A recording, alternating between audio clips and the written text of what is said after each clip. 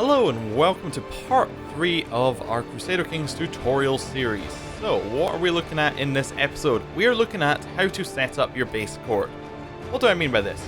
So, last time we looked at the provinces that you had, and we looked at how to evaluate a province, we looked at how to see how much money it makes, how many men it has, but that doesn't help you start a game. First thing I do in every single game is I set up my court. Because that's really the best thing to do. It's you do that, then you work out where you want to go in the future. You work out your plans, but straight up, you want to sort out yourself. So, if we go to ourselves by clicking this portrait, as we learned in the first episode, you can see that this is our character. We know all the details about him, and he has some stats that we can see over here on the right-hand side. Now, these stats don't matter too much. Like, people say they matter, but then really, there are only two stats here that I remotely care about. There is Marshal, and there is Stewardship. Marshal increases the number of men that you have at your disposal, which just makes it instantly fantastic. If you have 20 Marshal, you can raise more men. That's why it's great. Stewardship is the same, but for gold. The more Stewardship you have, the more money you can have, the more that you can spend. Easy as that. Diplomacy helps you with diplomatic action slightly. That's the one at the top. It's alright. It doesn't really do anything by itself, but there are events that work with it. There are certain diplomacy things that you can do by having higher diplomacy. Diplomacy is definitely good to have, but it's not essential. Intrigue is kind of like a third behind Marshal and Stewardship. Intrigue really allows you to do some plots. It increases your initial plot power. It does other such things like that. So if you want to assassinate someone, if you want to be a seductive person, that's where you want to go. You want to go with your intrigue. Learning is complete trash. Like, imagine the other four are kind of high up on a pillar. You've got learning. It's underground. It's so bad. It's unbelievably not worth even caring about. I believe it maybe increases technology spread rate, which is one of the most boring stats in the game. So just don't care about learning. However, having said that, learning does help with events. Like, there are events where if you have a higher learning, you can pass them and get a better outcome, which is alright, but there we go. That's what the stats mean. Now, what does the little number in the brackets mean? Well, your state also has stats. It has a variety of stats that you can also access in certain circumstances. So, how is this calculated? How is this random number calculated? Well, it takes our stat, it takes our council stat. So we see you have a councilman of 9. We have a thing of 7, which puts it up to 16, and then it takes half of our wife stat, which would be 10, so we get 5. Let's double check that for confirmation. Yep, it's 10.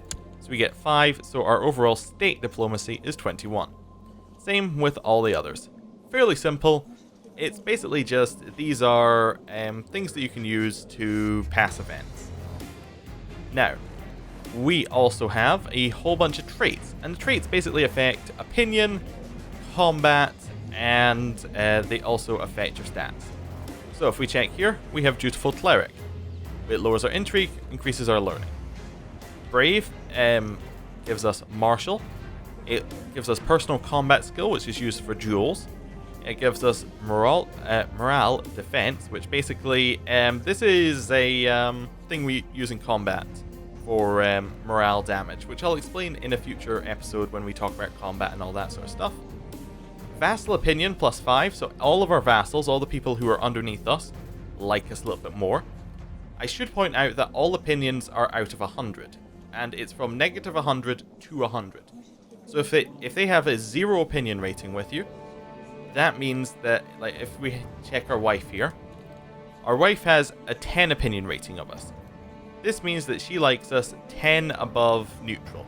Like, 0 is I've never heard of you, I don't care about you, I know nothing. Like, I have no opinion, good or bad, about you.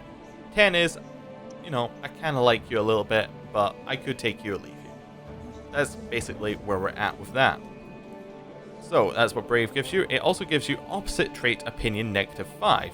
Now, most traits in the game. There's a fair number of newer traits that don't, but most of the older traits in the game have opposite traits. So, Brave's opposite trait would be Craven. So, kind of fearful, scared. Basically, you can't have them both at the same time. If you get Craven after you already have Brave, you will lose Brave, kind of vice versa, and basically you tend to hate the other person, the other trait. Well, not hate, but you just dislike them a little bit because they're different. That's what that's trying to go with, and if other people are brave, you will like them as well. Now, stubborn, vassal opinion, vassals like us less.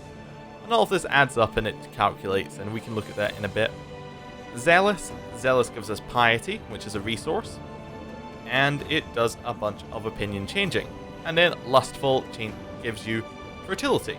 Fertility is a stat which is used to determine, there's a thing in the game called mean time to happen. So basically every event in the game has, instead of it being something like it'll take 30 years to complete, it'll be like it'll take either 10 years or 60 years, but the average is 30.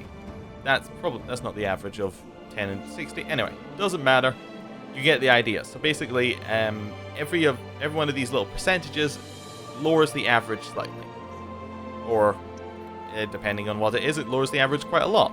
This one makes it much more likely that you're going to have children. So that's what the stats are.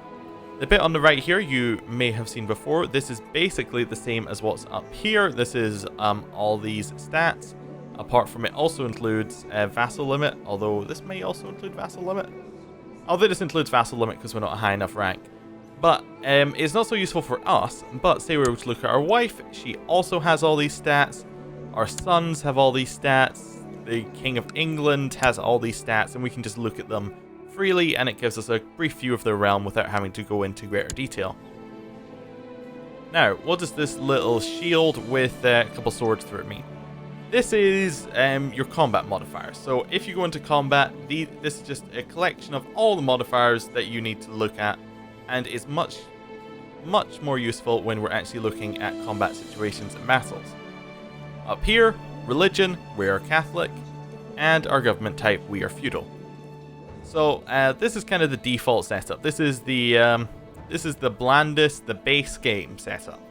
This is kind of what a normal character, like a very baseline character, would look like. Everything else is a little bit more weird, and we'll go into them in greater detail in their own kind of episodes.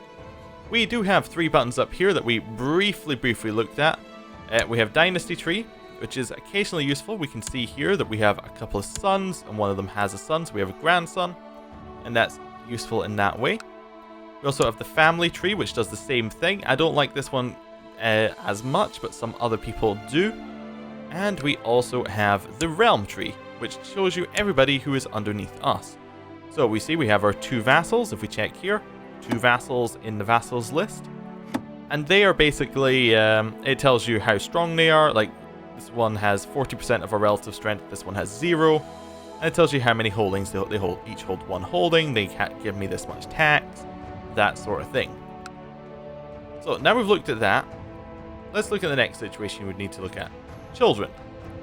So, we're going to talk very briefly about, succession law. Very briefly. Now, our succession law is agnatic, cognatic, gavelkind. So what does this mean? Agnatic, cognatic means that both males and females can inherit, but males will inherit first. Gavelkind means that the first son will inherit the main title, so he would inherit Sildara, but if we had any other titles, the second son would then inherit. If we had a third son and a third title, they would inherit that, and so on and so on. So this is not a great succession, but it's useful to know. And we do have an heir. As we can see here, we have 1 heir, denoted by the little crown, and we can work out the next heir because he's right next to them. Or, if we hover over this, it shows us all the people who are in line to this title. So if we die, if we pop our clogs, then, we can just look at it and go, okay, so it'll go from us to him. After him, it will go to Conabar. Conabar is his son.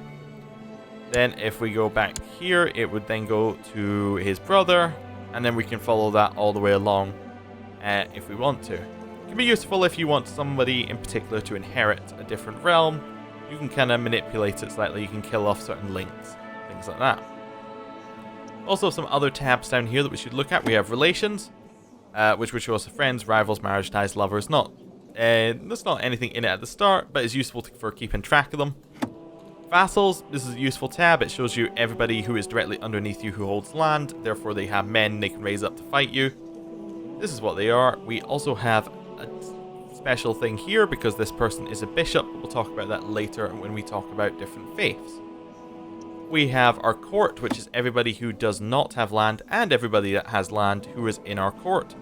As you see, we have our son, we have our grandson, we have some nephews, we have some kinsmen.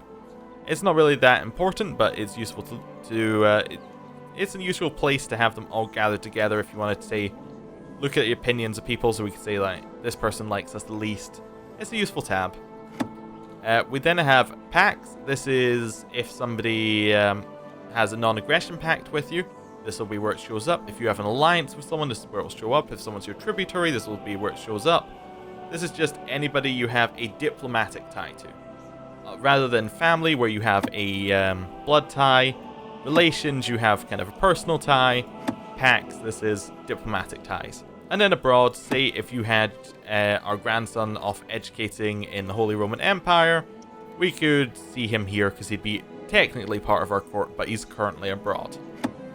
Right, that's ourselves already, and we can have a look at it. What do we need to look at if we were actually going to change anything here? Well, first one is this little button. Choose an ambition. So ambitions in the game are things that give you little bonuses for achieving minor objectives. So if we have a look here, let's look for a nice easy one. Become King of Ireland. If we become the King of Ireland, we get a bunch of prestige. Like, we get a lot of score, basically. And it also gives us some, I think this might give us bonuses. Yes, if the Fabricate Claims Councillor mission is available, it may acquire a claim on Ireland with this ambition. So basically, this is, using the ambition can make it more likely that you will achieve this thing, and you also get a bonus for achieving it. And some of the other ones that do similar stuff. So that's kind of a first thing you choose. So you would choose one at the start of a game, and then once you achieve it, you open the list up again, and you choose another. So you basically just choose whatever goal you're after. This button is for Way of Life. This is a DLC, and basically it allows you to choose a direction for your characters to go personally. So like if you wanted your character to learn about war, you would choose war and then select it. Right, the next tab that we need to look at for setting up the court is the council. The council is very important. Now, I believe this tab was changed with the Conclave DLC, so some things may differ if you don't have it. If you do have it, however, it should look very much the same. Now, everybody in your council has a number of tasks that they can achieve for you. And how well they achieve the tasks are based on their stats. So their stats really matter. Your character stats don't matter as much as your councillor's stats. So, as you'll see, we've got a diplomacy, a marshal, a stewardship, an intrigue, and a learning. So each of them has their own little bit of a stat, and they're all pretty much as useful as, like, the order of usefulness is pretty much the same as for your own stats. So your marshal and steward are probably your most useful in my opinion, then your spy master, then your chancellor, then your court chaplain. Depending what you're looking at, your chancellor can be very useful because he's got certain things that he can do. But we'll talk about them in just a second. Now, if we want to appoint a new councillor, it will annoy the previous councillor. But you can also select someone with a higher stat, and it will do that. Now, if you have a vassal with land, they will expect to have a seat in their council if they're of a suitable level. So, as we are a county, we hold one single province. Our subholdings are powerful enough that they believe that they should have a seat in our council. If we were to be the King of Ireland, they probably wouldn't want to be on our council. Like, they wouldn't want to have a seat in our council. Well, they'd want to have a seat in our council, but they wouldn't demand it. They wouldn't be like, "This is my seat. I should have a say." But our dukes, our petty kings, our counties, they would all be clamoring at us for a seat in our council. Now, we could de-appoint these people, but it would annoy them, and it doesn't really help for this tutorial. So, what's this button? This button here is simply, if you were to have a a councillor who had land and they wanted to go to war, you can just say, you can go to war, but you can't lead the armies yourself because I need you to do your councillor duty. So, what can a chancellor do? A chancellor can improve diplomatic relations. So this is all about making people like you better. So, say that we thought that our bishop here, we thought he didn't like us. What we can do is we can just improve diplomatic relations. We just stick him on our province, and then he will improve relations. Actually, it appears we can improve relations with subholdings, which is something I've not looked at before. Interesting. Anyway, so instead of that, say we really want to improve relations with the King of England for some reason, we could put him over here, and he would go and do that. We could also, similarly, put him on the province to fabricate a claim, and he would attempt to get us a reason to go to war. Because to declare war in this game, you need to have a reason, and this could allow us an actual reason to go to war.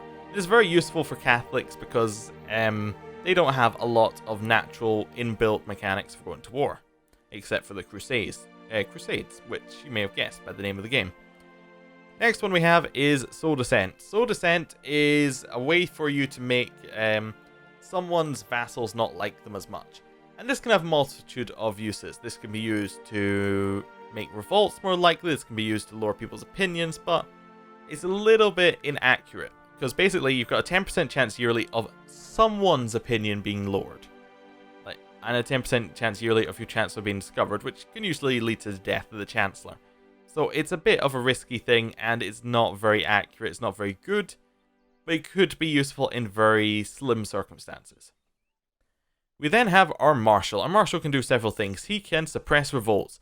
So say we wanted to lower the revolt risk in our province, he can do that. He can also arrest, increase chances of arrests. Very straightforward. Our next one is train troops. So this one increases the number of men we have and increases how fast the men come back after they've been killed. Well, obviously the men don't come back, but how fast we can fill their slots after they've been killed. It also gives you a chance of getting some extra bonuses, like you can increase that even further, or you can have a negative effect. Research military tech. So this one increases the spread rate. So spread rate is basically whenever you increase a tech, your main province will get that instantly. Then all your other provinces will still be on the old tech until the military tech spread, and then it will increase all of them very slowly, and then over time all your provinces will have the same tech and it'll all be fantastic. This one just speeds up the process slightly. And then of course it has its negatives and positives, and the negatives and positives just increase the effect or lower the effect basically. Next one, collect taxes. The steward can collect taxes, and this one just increases the amount of money you get. Two random possibilities. One, your steward can get injured, or two, you get some more money. Next one, oversee construction. So if you're building something in your province and you would like it to go faster, this is what you do. You then have random events, makes it go even faster, makes it go slower. So in this one, you're I'll talk about tech as well. This is just exactly the same as the one above it. Pretty much exactly the same as military tech, except it doesn't spread as quickly and it doesn't have the random events. I say it spreads quicker and doesn't have the random events. So in this one, collect taxes is almost always your best option, although oversee construction is also something you can do. So if we were to have a kind of normal setup, we'd set our Marshal here to train troops, and then we'd set our Steward here to collect taxes, because we'd want more troops and then we want more money to then get mercenaries and get more troops, and then to buy gifts for people to get more opinions up and things like that. Spy Master is next. Spy Master can do three things. He can scheme. Scheme allows you to discover plots, and discovering plots is very useful because, well, if someone's trying to kill you, you want to know about it. You want to be able to imprison them. If someone's trying to kill your heir, you want to know about it. If someone's trying to kill a councillor, you want to know about it. Scheming is very useful because it gives you knowledge, and knowledge allows you to make more informed decisions. Next one is build spy network. So this one increases the plot power against someone, and it gives you a chance of doing other things to increase it further. So say we're trying to assassinate the King of England, we could stick this guy on top of his main province. He would give us a little bit of plot power increase. So plot power is basically, it starts at 0, you get an initial amount based on your character, and then for each character who joins you get more plot power based on their position, based on their intrigue, things like that. And then this just gives you a slight bump on that. And it also gives you random chances of spreading vicious rumors, so of making people dislike the person more, so they'll be more likely to join, or uncovering corruption. So that also can, this also helps towards it, I think. I think they're both good. And then we've got study technology. So, as I was showing you in the last episode, we've got all the provinces here have a technology rating. Say, let's try and find some with that. I think actually everywhere has the exact same tech, which isn't going to be great. Let's say that we were this person over here, and we have 666 in all of our techs. Now, if we wanted to be better at doing any of this kind of tech stuff, what we would do is we would send our spy master over to one of these provinces, and he would study them, and he would be able to get some extra points occasionally towards your tech. So it's very useful if you're a little bit behind on tech. Usually you would go with scheme, and the reason you'd go with scheme is because, well, again, knowledge is power. And if you're not doing anything in particular, scheming is just kind of useful.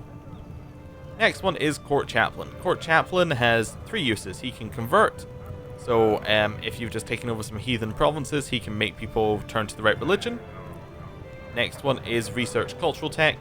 Pretty much identical to researching economic tech and researching military tech.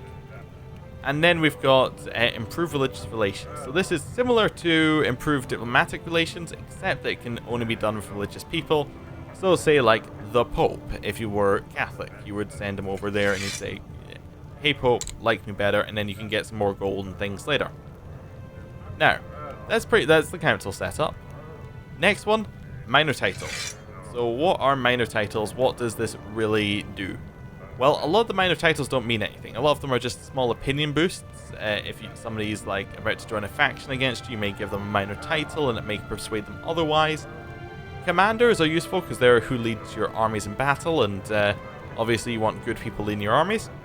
Court Physician is a new one for the Reaper's Due DLC, and this one basically, this person does things like attempts to cure illnesses, attempts to work out what's wrong with you, that sort of stuff. You can, it's kind of, it's all in the name there. And Designated Region is if your character was, say, to be hit in the head and fall unconscious, this would be the person who would take over temporarily. Then you can look at your council here. Now, I believe this might only be for Conclave, but we'll talk about it anyway.